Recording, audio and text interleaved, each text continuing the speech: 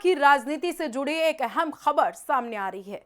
PUBG में BJP के कार्यकारिणी सदस्य साबियो रोड्रिग्स ने एक बार फिर 10 लाख रुपए के कथित भ्रष्टाचार के आरोपों को दोहराया है। रोड्रिग्स का कहना है कि यह आरोप पूरी तरह सही है और उन्हें इस मामले की जानकारी खुद इससे जुड़े एक व्यक्ति से मिली है।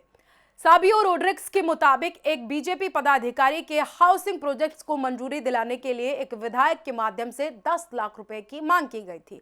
आरोप है कि जब पदाधिकारी ने इस राशि की वजह पूछी तो विधायक ने कहा कि ये रकम मंत्री को दी जानी है।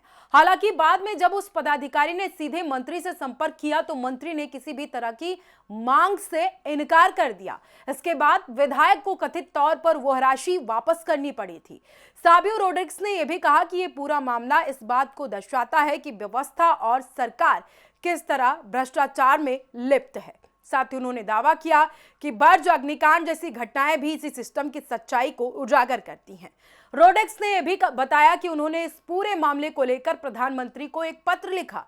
साथ ही उन्होंने बताया कि इस मामले में शामिल लोगों के नाम केवल उन्हें बताए गए जिन पर उन्हें भरोसा है। इसके अलावा उन्होंने बीजेपी प्रदेश अध्यक्ष दामू नाइक के उस बयान को भी खारिज किया जिसमें उनकी पार्टी सदस्यता पर सवाल उठाए गए थे।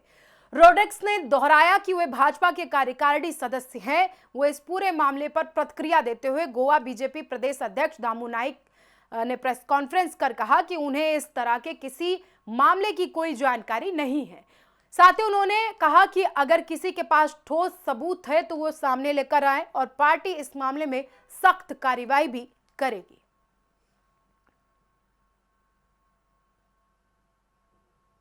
देखिए, मैंने सुबह में एक ट्वीट डाला था जिसमें एक पार्टी के अधिकारी थे।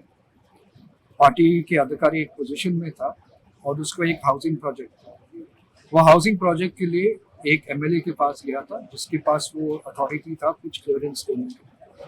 वो क्लियरेंस देने के लिए वो एमएलए ने वो अधिकारी से पूछा कि आपको 10 लाख देना पड़ेगा। अधिकारी ने पूछा क्यों? उसने बोला कि मुझे मिनिस्टर को भी देना पड़ेगा पैसा।